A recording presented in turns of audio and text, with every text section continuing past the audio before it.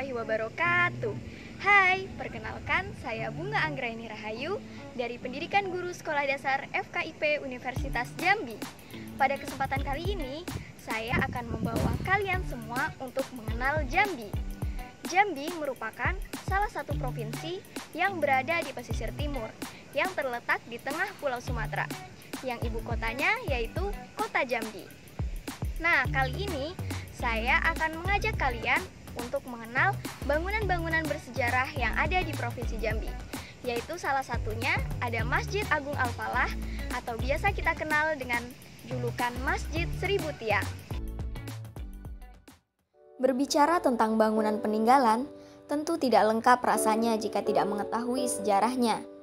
Masjid Agung Al-Falah dibangun pada tahun 1971 dan dalam proses pembangunannya memakan waktu kurang lebih selama 9 tahun. Masjid ini berada di atas lahan yang dulunya merupakan pusat pemerintahan Kesultanan Jambi. Menurut sejarawan setempat, pada masa Kesultanan Jambi, tanah tersebut merupakan istana tanah pilih. Tempat di mana Masjid Agung Al-Falah berdiri juga menjadi saksi akan sejarah perjalanan Provinsi Jambi di masa lalu. Pada saat Sultan Taha Saifuddin diangkat sebagai Sultan di Kesultanan Jambi menggantikan sang ayah, beliau membatalkan seluruh perjanjian dengan pihak Belanda karena dinilai sangat merugikan Kesultanan Jambi. Pihak Belanda pun sangat marah dan berencana akan menyerang Kesultanan Jambi. Sebelum Belanda menyerang, pihak Kesultanan Jambi berinisiatif terlebih dahulu menyerang Belanda. Belanda pun merespon dengan melakukan serangan balasan dan berhasil menguasai serta membumi hanguskan Istana Tanah Pilih pada tahun 1885. Berselang beberapa tahun, pada tahun 1906, tanah tersebut dijadikan Belanda sebagai asrama tentara Belanda dan pemerintahan. Usai Indonesia merdeka, tempat tersebut beralih fungsi sebagai asrama TNI Jambi hingga tahun 1970. Munculnya ide pembangunan Masjid Agung Al-Falah itu sendiri pertama kali muncul pada tahun 1961 yang dikemukakan oleh tokoh-tokoh agama Islam setempat. Namun baru pada tahun 1971 pembangunan masjid bisa direalisasikan. Pada tahun 1980 pembangunan masjid pun akhirnya rampung dan diresmikan oleh Presiden Soeharto pada tanggal 29 September 1980. Penamaan Masjid Agung Al-Falah itu sendiri yang dalam bahasa Indonesia berarti kemenangan memiliki dua arti. Yang pertama dari segi agama dan yang kedua dari segi historis. Yang pertama dari segi agama, kemenangan bisa dicapai apabila umat muslim senantiasa meningkatkan keimanan serta ketakwaan.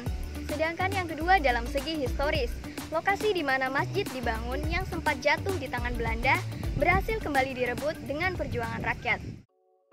Masjid Agung Al-Falah berdiri pada luas lahan yang mencapai 2,7 hektar dan memiliki luas bangunan 6.400 meter persegi. Masjid yang menjadi ikon kota Jambi ini diperkirakan mampu menampung hingga 10.000 jamaah sekaligus. Jika dilihat dari luar, nampak bahwa masjid ini terlihat seperti pendopo dengan banyak tiang. Sebuah kubah besar terlihat di atap masjid yang menambah kesan megah dari sebuah bangunan religi. Masjid juga tak memiliki pintu dan jendela. Konsep terbuka dan tanpa sekat ini menimbulkan kesan keramahan dan keterbukaan.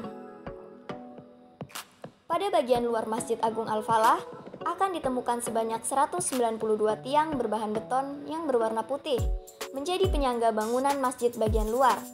Tiang-tiang ini memiliki ukuran yang lebih kecil jika dibandingkan dengan tiang-tiang pada bagian dalam masjid.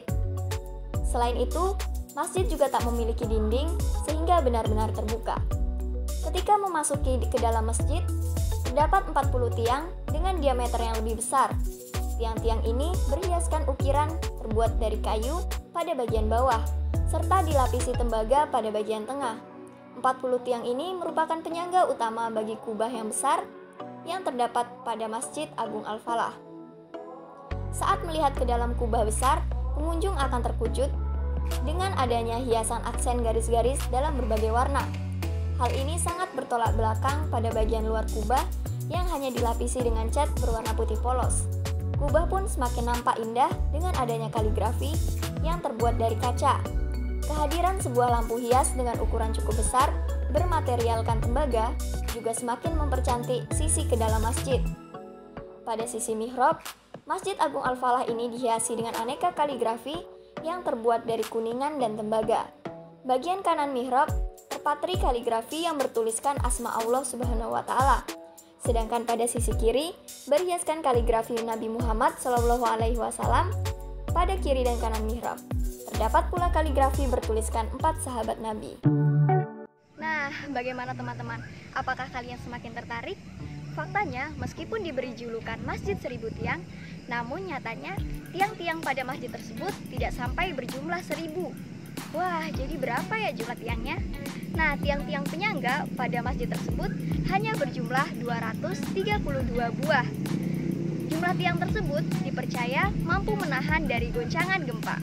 Baiklah, usai sudah perjumpaan kita pada kali ini dalam mengenal bangunan bersejarah yang ada di Provinsi Jambi, yaitu bangunan Masjid Agung Al-Falah atau biasa kita kenal dengan julukan Masjid 1000 Tiang. Sampai jumpa, sampai bertemu kembali di video-video saya selanjutnya. Dah.